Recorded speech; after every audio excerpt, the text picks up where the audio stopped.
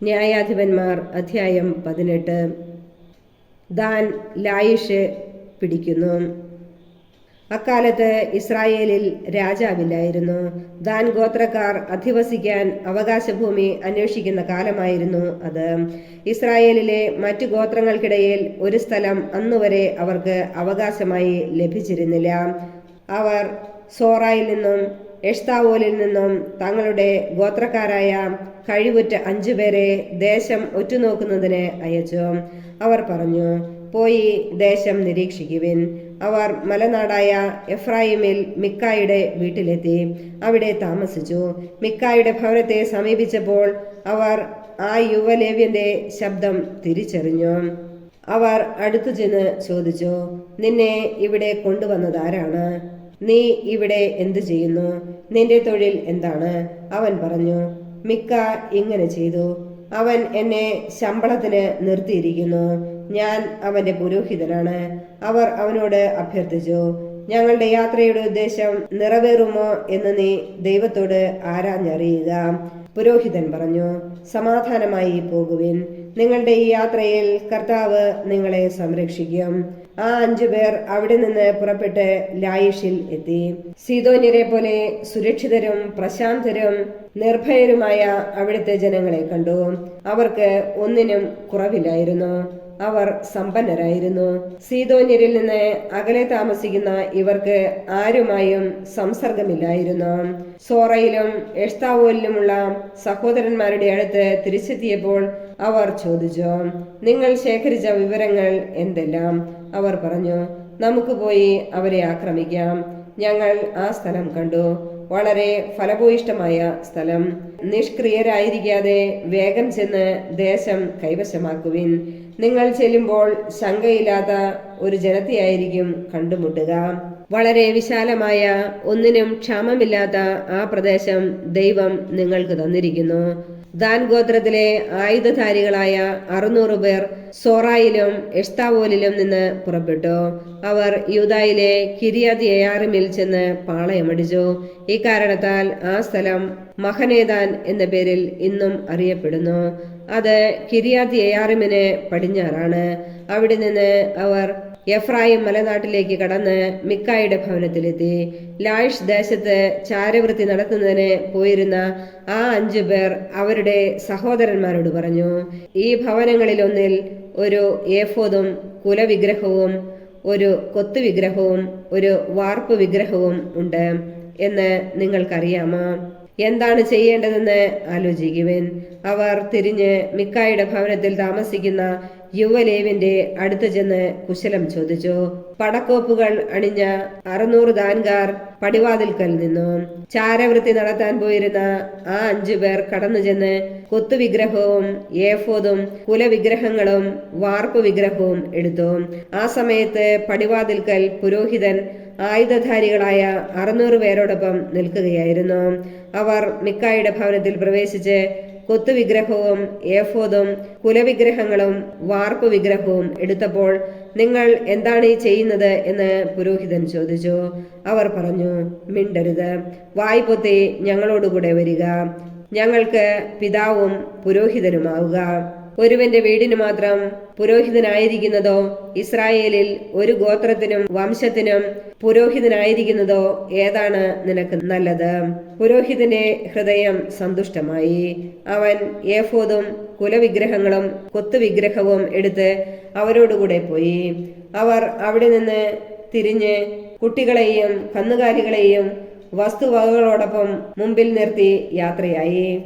അവർ കുറെ ദൂരം ചെന്നപ്പോൾ മിക്ക അയൽവാസികളെ ഒന്നിച്ചുകൂട്ടി ദാൻകാരെ പിന്തുടർന്ന് അവരുടെ മുമ്പിൽ കയറി.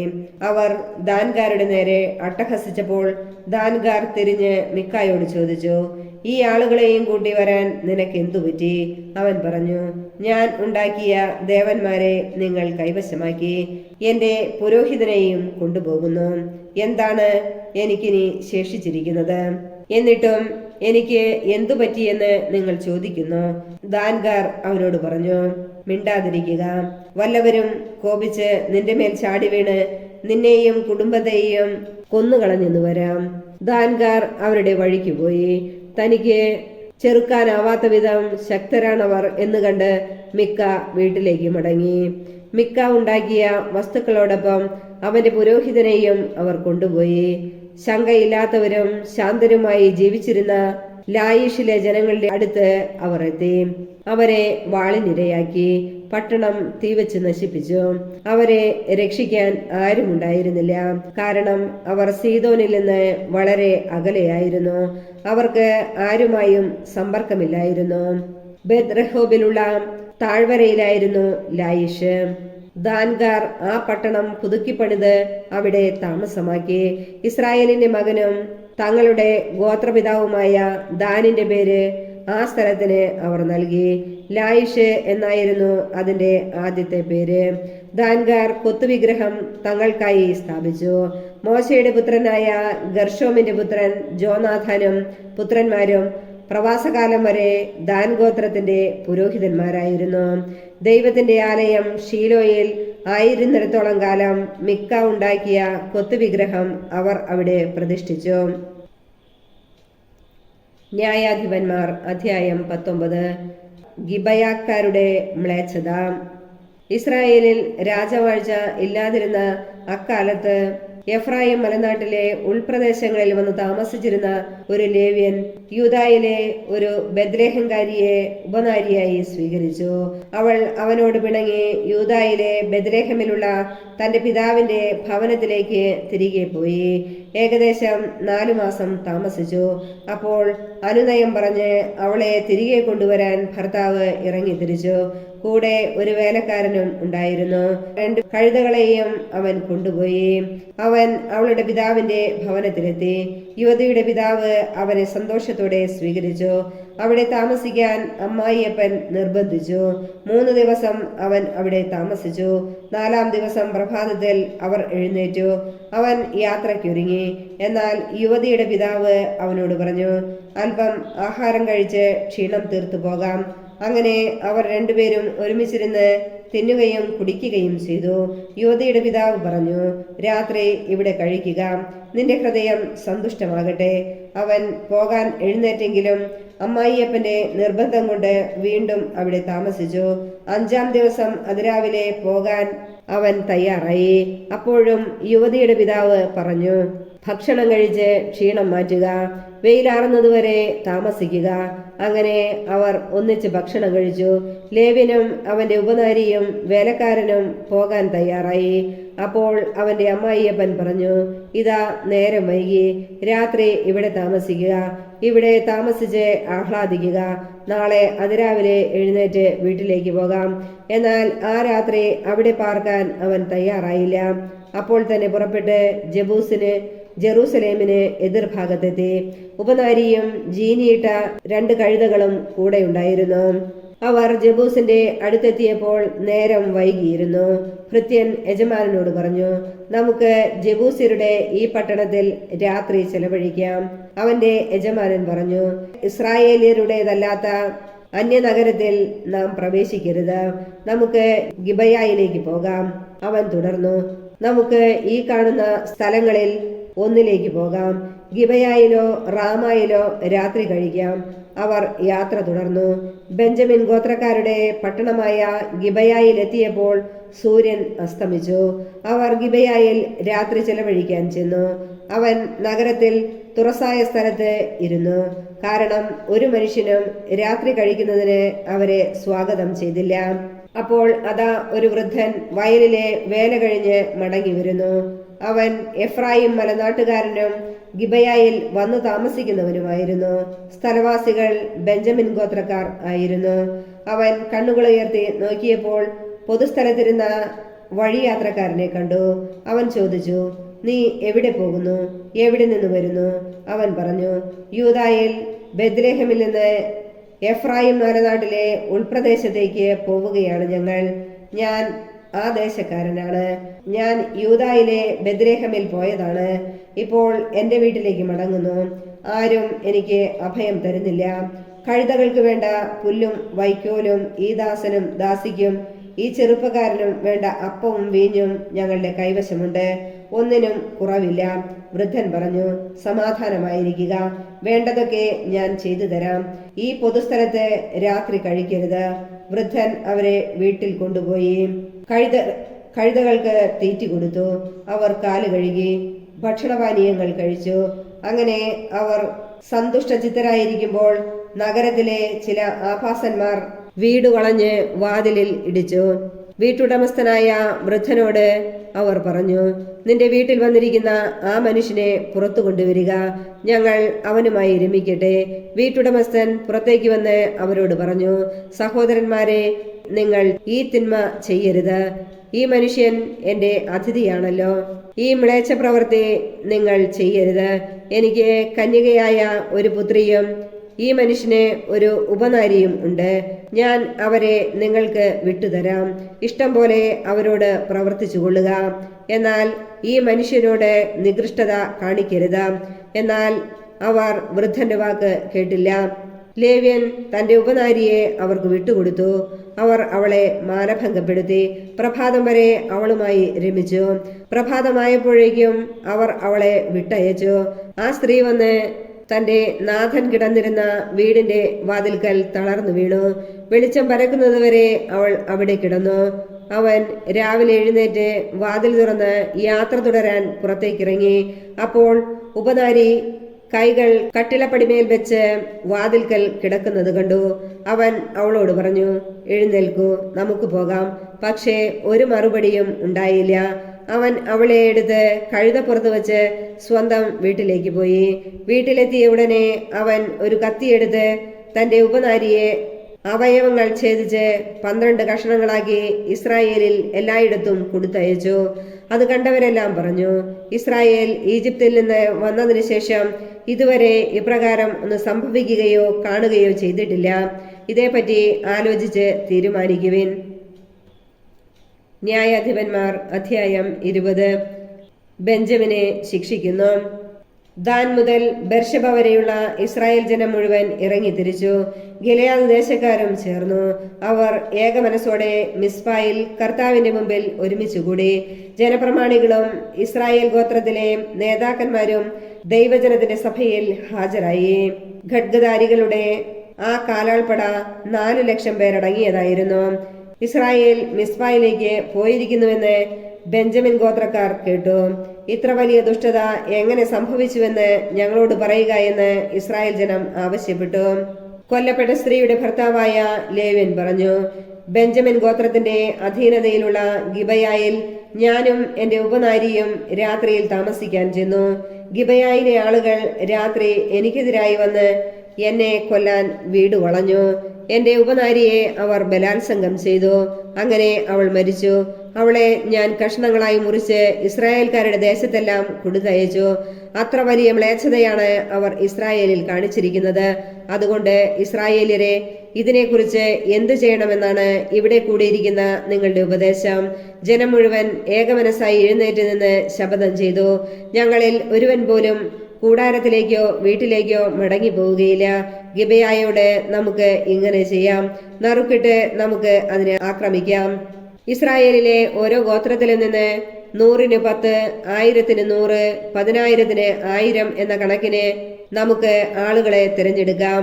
ബെഞ്ചമിൻ ഗോത്രത്തിലെ ഗിബയ നഗരം ഇസ്രായേലിൽ ചെയ്ത ക്രൂരകൃത്യത്തിന് പ്രതികാരം ചെയ്യാൻ ജനങ്ങൾ വരുമ്പോൾ ഈ തിരഞ്ഞെടുക്കപ്പെട്ടവർ അവർക്ക് ഭക്ഷണം കൊണ്ടുവരട്ടെ. ഇസ്രായേൽ ജനം മുഴുവൻ പട്ടണത്തിനെതിരെ ഒറ്റക്കെട്ടായി നിന്നു. ഇസ്രായേൽ ഗോത്രങ്ങൾ ബെഞ്ചമിൻ ഗോത്രത്തിലെങ്ങും ദൂതന്മാരെ അയച്ച് അറിയിച്ചു, എത്ര ഘോരമായ തിന്മയാണ് നിങ്ങളുടെ ഇടയിൽ സംഭവിച്ചിരിക്കുന്നത്. അതുകൊണ്ട് ഗിബയായിലുള്ള ആ നീചന്മാരെ ഞങ്ങൾക്ക് വിട്ടുതരുവിൻ. ഇസ്രായേലിൽ നിന്ന് തിന്മ നീക്കം ചെയ്യേണ്ടതിന് ഞങ്ങൾ അവരെ കൊന്നുകളയട്ടെ.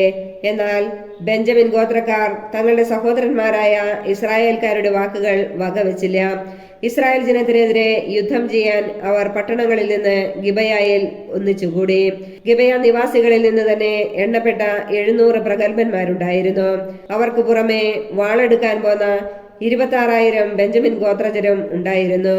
അവരിൽ പ്രഗത്ഭന്മാരായ 700 ഇടത്തുകയന്മാരുണ്ടായിരുന്നു. ഇവർ ഒരു തലമുട ഇഴയ്ക്ക് പോലും ഉന്നം തെറ്റാത്ത കവണക്കാർ ആയിരുന്നു. മറുവശത്ത് ബെഞ്ചമിൻ ഗോത്രക്കാർക്കെതിരെ ഖഡ്ഗധാരികളായ 4,00,000 ഇസ്രായേൽ യോദ്ധാക്കൾ അണിനിരന്നു. ഇസ്രായേൽ ജനം ബഥേലിലെത്തി. ബെഞ്ചമിൻ ഗോത്രക്കാരോട് യുദ്ധം ചെയ്യാൻ തങ്ങളിൽ ആരാണ് ആദ്യം പോകേണ്ടതെന്ന് ദൈവത്തോട് ആരാഞ്ഞു. യൂദ ആദ്യം പോകട്ടെ എന്ന് കർത്താവ് അരുളി ചെയ്തു.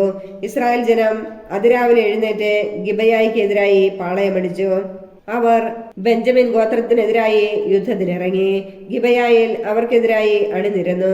ബെഞ്ചമിൻ ഗോത്രക്കാർ ഗിബയായിൽ നിന്ന് വന്ന് 20,000 ഇസ്രായേൽക്കാരെ അന്ന് അരിഞ്ഞു വീഴ്ത്തി. എങ്കിലും ഇസ്രായേൽക്കാർ ധൈര്യം സംഭരിച്ചു. ആദ്യ ദിവസം അണിനിരന്നിരുന്നത് തന്നെ വീണ്ടും അണിനിരന്നു. അവർ സായാഹ്നം വരെ കർത്താവിന്റെ മുമ്പിൽ കരഞ്ഞു. സഹോദരന്മാരായ ബെഞ്ചമിൻ ഗോത്രക്കാർക്കെതിരെ വീണ്ടും യുദ്ധത്തിന് പോകണമോ എന്ന് അവിടുത്തോട് ആരാഞ്ഞു. ചെല്ലുക എന്ന് കർത്താവ് അരുളി ചെയ്തു. അങ്ങനെ ഇസ്രായേൽക്കാർ ബെഞ്ചമിൻ ഗോത്രത്തിനെതിരായി 2-ാം ദിവസവും അണിനിരന്നു. ബെഞ്ചമിൻ ഗോത്രക്കാർ 2-ാം ദിവസവും ഗിബയായിൽ നിന്ന് വന്ന് അവരെ നേരിട്ടു.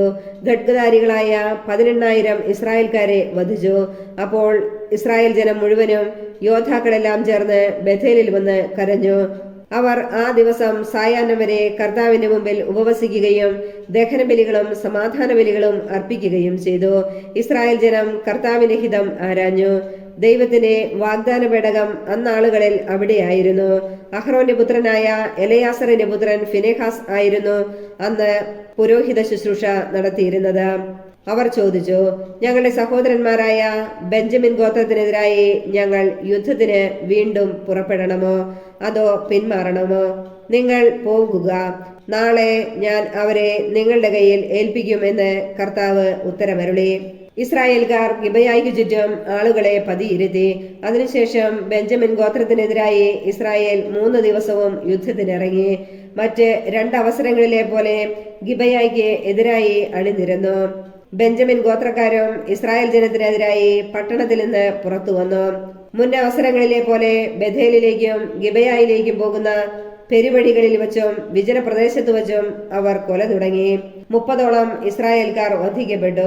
ബെഞ്ചമിൻ ഗോത്രക്കാർ പറഞ്ഞു, അവർ ആദ്യത്തെ പോലെ തന്നെ തുരത്തപ്പെട്ടിരിക്കുന്നു. അപ്പോൾ ഇസ്രായേൽ ജനം കൂടിയാലോചിച്ചു, നമുക്ക് പലായനം ചെയ്യാം. അങ്ങനെ അവരെ നമുക്ക് പെരുവഴിയിലേക്ക് ആനയിക്കാം. ഇസ്രായേൽ ഒന്നടങ്കം തങ്ങളുടെ സ്ഥാനങ്ങളിൽ നിന്ന് പുറപ്പെട്ട് ബാൽതാമറിൽ അണിനിരന്നു. ഗേബായ്ക്ക് പടിഞ്ഞാറ് വശത്ത് പതിയിരുന്ന ഇസ്രായേലരും ഓടിക്കൂടി. ഗിബയായ്ക്ക് എതിരായി തിരഞ്ഞെടുക്കപ്പെട്ട 10,000 ഇസ്രായേലിയർ അണിനിരന്നു. ഉഗ്രമായ പോരാട്ടം നടന്നു. തങ്ങൾക്ക് നാശം അടുത്തിരിക്കുന്നുവെന്ന് ബെഞ്ചമിൻ ഗോത്രക്കാർ അറിഞ്ഞില്ല. കർത്താവ് ഇസ്രായേലിയരുടെ മുമ്പിൽ ബെഞ്ചമിൻ ഗോത്രക്കാരെ പരാജയപ്പെടുത്തി. ഖഡ്ഗധാരികളായ 25,100 വരെ ആ ദിവസം ഇസ്രായേൽക്കാർ വകവരുത്തി. തങ്ങൾ പരാജയപ്പെട്ടുവെന്ന് ബെഞ്ചമിൻ ഗോത്രക്കാർ മനസ്സിലാക്കി. ഗിബയായ്ക്കെതിരെ പതിയിരുത്തിയിരുന്നവരിൽ വിശ്വാസമർപ്പിച്ചുകൊണ്ട് ഇസ്രായേൽക്കാർ അവിടെ നിന്ന് പിൻവാങ്ങി. പതിയിരിപ്പുകാർ ഗിബയായിലേക്ക് തള്ളിക്കയറി പട്ടണം മുഴുവൻ വാളിനിരയാക്കി. ഇസ്രായേൽക്കാരും പതിയിരിപ്പുകാരും അടയാളമായി പട്ടണത്തിൽ ഒരു വലിയ പുകപടലം ഉയർത്തണമെന്ന് തമ്മിൽ പറഞ്ഞൊത്തിരുന്നു. അത് കാണുമ്പോൾ ഇസ്രായേൽക്കാർ യുദ്ധക്കളത്തിലേക്ക് തിരിച്ചു വരണമെന്നായിരുന്നു ധാരണ. യുദ്ധം ആരംഭിച്ച് ഏതാണ്ട് 30 ഇസ്രായേൽക്കാരെ വധിച്ചപ്പോഴേക്കും ആദ്യ യുദ്ധത്തിനെ പോലെ അവർ നമ്മോട് പരാജയപ്പെട്ടിരിക്കുന്നു എന്ന് ബെഞ്ചമിൻ ഗോത്രക്കാർ പറഞ്ഞു. പക്ഷേ പട്ടണത്തിൽ നിന്ന് പുകപടലം ഉയരാൻ തുടങ്ങിയപ്പോൾ ബെഞ്ചമിൻ ഗോത്രക്കാർ തിരിഞ്ഞു നോക്കി. അതാ പട്ടണം കത്തി പുകപടലം ആകാശത്തിലേക്ക് ഉയർന്നു. ഇസ്രായേൽക്കാർ തിരിച്ചു വന്നു. ബെഞ്ചമിൻകാർ സംഭ്രാന്തരായി. നാശം അടുത്തെന്ന് അവർ കണ്ടു. അതുകൊണ്ട് അവർ ഇസ്രായേൽക്കാരെ വിട്ട് മരുഭൂമിയിലേക്ക് പലായനം ചെയ്തു. പക്ഷേ അവർ കുടുങ്ങിയതേയുള്ളൂ. പട്ടണത്തിൽ നിന്ന് വന്നവർ അവരോട് ഏറ്റുമുട്ടി അവരെ നശിപ്പിച്ചു. ഇസ്രായേൽക്കാർ ബെഞ്ചമിൻ ഗോത്രക്കാരെ വളഞ്ഞു. നോഹാഹു മുതൽ കിഴക്ക് ഗിബയ വരെ പിന്തുടർന്ന് അവരെ നിശേഷം പരാജയപ്പെടുത്തി. യുദ്ധവീരന്മാരായ 18,000 ബെഞ്ചമിൻ ഗോത്രക്കാർ നിലം പതിച്ചു. ശേഷിച്ചവർ തിരിഞ്ഞ് മരുഭൂമിയിൽ റിമ്മോൺ പാറയിലേക്ക് ഓടി. അവരിൽ 5,000 പേർ പെരുവഴിയിൽ വെച്ച് കൊല്ലപ്പെട്ടു. ബാക്കിയുള്ളവരെ ഗിദോം വരെ ഇസ്രായേൽക്കാർ അനുധാവനം ചെയ്തു. അവരിൽ 2,000 പേരും വധിക്കപ്പെട്ടു. അങ്ങനെ അന്ന് ബെഞ്ചമിൻ ഗോത്രക്കാരായ 25,000 ധീരയോദ്ധാക്കൾ കൊല്ലപ്പെട്ടു. എന്നാൽ 600 പേർ മരുഭൂമിയിൽ റിമ്മോൺ പാറയിലേക്ക് ഓടി രക്ഷപ്പെട്ടു. അവിടെ 4 മാസം താമസിച്ചു. ഇസ്രായേൽ തിരിച്ചുവന്ന് ബെഞ്ചമിൻ ഗോത്രക്കാരുടെ ദേശം വീണ്ടും ആക്രമിച്ചു.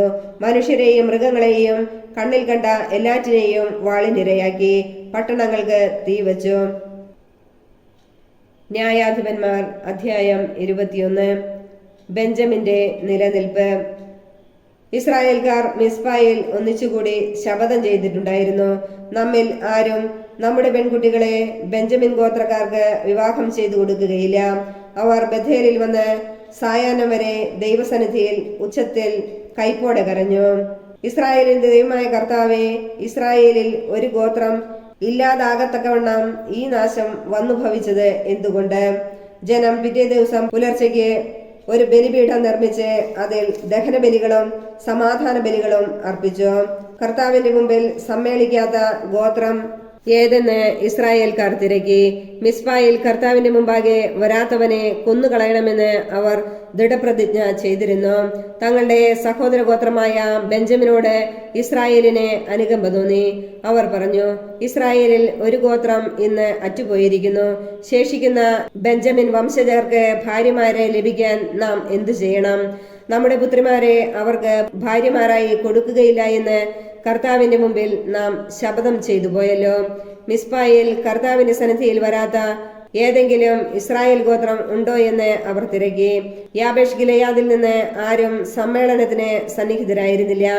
ജനത്തെ എണ്ണി തിട്ടപ്പെടുത്തിയപ്പോൾ യാബേഷ് ഗിലെയാദിലെ നിവാസികളിൽ ഒരുവൻ പോലും അവിടെ ഉണ്ടായിരുന്നില്ല. അതുകൊണ്ട് ആ സമൂഹം യുദ്ധവീരന്മാരായ 12,000 ആളുകളെ അവിടേക്ക് നിയോഗിച്ചുകൊണ്ട് കൽപ്പിച്ചു, സ്ത്രീകളും കുഞ്ഞുങ്ങളുമടക്കം യാബേഷ് ഗിലെയാദിലെ നിവാസികളെ വാളിനിരയാക്കുക. ഇതാണ് നിങ്ങൾ ചെയ്യേണ്ടത്. എല്ലാ പുരുഷന്മാരെയും പുരുഷനോടുകൂടി ശയിച്ചിട്ടുള്ള എല്ലാ സ്ത്രീകളെയും നശിപ്പിച്ചു കളയണം. യാബേഷ് ഗിലെയാദ് നിവാസികളിൽ പുരുഷനെ അറിഞ്ഞിട്ടില്ലാത്ത 400 കന്യകമാർ ഉണ്ടായിരുന്നു. അവരെ കാനാൻ ദേശത്ത് ഷീലോയിലെ പാളയത്തിലേക്ക് കൂട്ടിക്കൊണ്ടുവന്നു. അപ്പോൾ സമൂഹം മുഴുവൻ ഒന്നു ചേർന്ന് റിമ്മോൺ പാറയിൽ താമസിച്ചിരുന്ന ബെഞ്ചമിൻ ഗോത്രക്കാരുടെ അടുക്കൽ ആളയച്ച് സമാധാന പ്രഖ്യാപനം നടത്തി. ബെഞ്ചമിൻ ഗോത്രക്കാർ തിരിച്ചു വന്നു. യാബേഷ് ഗിലെയാദിൽ നിന്ന് ജീവനോടെ രക്ഷിച്ച ആ സ്ത്രീകളെ അവർക്ക് ഭാര്യമാരായി കൊടുത്തു. എന്നാൽ എല്ലാവർക്കും തികഞ്ഞില്ല. ഇസ്രായേൽ ഗോത്രങ്ങൾക്കിടയിൽ കർത്താവ് ഒരു വിടവ് സൃഷ്ടിച്ചതുകൊണ്ട് ജനത്തിന് ബെഞ്ചമിൻ വംശജരോട് അലിവ് തോന്നി. അപ്പോൾ സമൂഹത്തിലെ ശ്രേഷ്ഠന്മാർ പറഞ്ഞു, ബാക്കിയുള്ളവർക്ക് കൂടി ഭാര്യമാരെ ലഭിക്കാൻ നാം എന്താണ് ചെയ്യുക? ബെഞ്ചമിൻ ഗോത്രത്തിൽ സ്ത്രീകൾ അറ്റുപോയല്ലോ. അവർ തുടർന്നു, ഇസ്രായേലിൽ ഒരു ഗോത്രം മൺമറഞ്ഞു പോകാതിരിക്കാൻ ബെഞ്ചമിൻ ഗോത്രത്തിൽ അവശേഷിച്ചിരിക്കുന്നവർക്ക് ഒരു അവകാശം വേണമല്ലോ. എന്നാൽ നമ്മുടെ പുത്രിമാരെ അവർക്ക് ഭാര്യമാരായി നൽകുക സാധ്യമല്ല. കാരണം ബെഞ്ചമിൻ വംശജന് ഭാര്യയെ നൽകുന്നവൻ ശപിക്കപ്പെട്ടവനായിരിക്കുമെന്ന് ഇസ്രായേൽ ജനം ശപഥം ചെയ്തിട്ടുണ്ട്. അവർ പറഞ്ഞു, ബഥേലിന് വടക്കും ബഥേലിൽ നിന്ന് ഷെക്കെമിലേക്കുള്ള പെരുവഴിയിലൂടെ കിഴക്കും ലെബോനായിക്ക് തെക്കും ഉള്ള ഷീലോയിൽ കർത്താവിന്റെ ഉത്സവം വർഷം തോറും ആഘോഷിക്കാറുണ്ടല്ലോ. ബെഞ്ചമിൻകാരോട് അവർ നിർദ്ദേശിച്ചു, നിങ്ങൾ പോയി മുന്തിരിത്തോട്ടങ്ങളിൽ പതിയിരിക്കുവിൻ. ഷീലോയിലെ യുവതികൾ നൃത്തം ചെയ്യാൻ വരുന്നത് കാണുമ്പോൾ മുന്തിരിത്തോട്ടത്തിൽ നിന്ന് പുറത്തു വന്ന് ഓരോരുത്തരും ഓരോ സ്ത്രീയെ പിടിച്ച് ഭാര്യയാക്കി ബെഞ്ചമിൻ ദേശത്തേക്ക് പോകുവിൻ. അവരുടെ പിതാക്കന്മാരോ സഹോദരന്മാരോ പരാതിയുമായി ഞങ്ങളെ സമീപിച്ചാൽ ഞങ്ങൾ അവരോട് ഇങ്ങനെ സമാധാനം പറഞ്ഞുകൊള്ളാം, അവരോട് ക്ഷമിക്കുവിൻ. യുദ്ധത്തിൽ ഞങ്ങൾ അവർക്കായി സ്ത്രീകളെ കൈവശപ്പെടുത്തിയില്ല, നിങ്ങൾ അവർക്ക് കൊടുത്തതുമില്ല. കൊടുത്തിരുന്നെങ്കിൽ നിങ്ങൾ കുറ്റക്കാരാകുമായിരുന്നു. ബെഞ്ചമിൻ ഗോത്രജർ തങ്ങളുടെ എണ്ണമനുസരിച്ച് ഭാര്യമാരെ നൃത്തം ചെയ്യാൻ വന്ന യുവതികളിൽ നിന്ന് പിടിച്ചുകൊണ്ടുപോയി. തങ്ങൾക്ക് അവകാശമായി ലഭിച്ച സ്ഥലത്ത് മടങ്ങിച്ചെന്ന് പട്ടണം പുതുക്കി അവർ അവിടെ വസിച്ചു. ഇസ്രായേൽ ജനം അവിടെ നിന്ന് മടങ്ങി ഓരോരുത്തരും താന്താങ്ങളുടെ ഗോത്രത്തിലേക്കും ഭവനത്തിലേക്കും അവകാശഭൂമിയിലേക്കും പോയി. അക്കാലത്ത് ഇസ്രായേലിൽ രാജാവില്ലായിരുന്നു.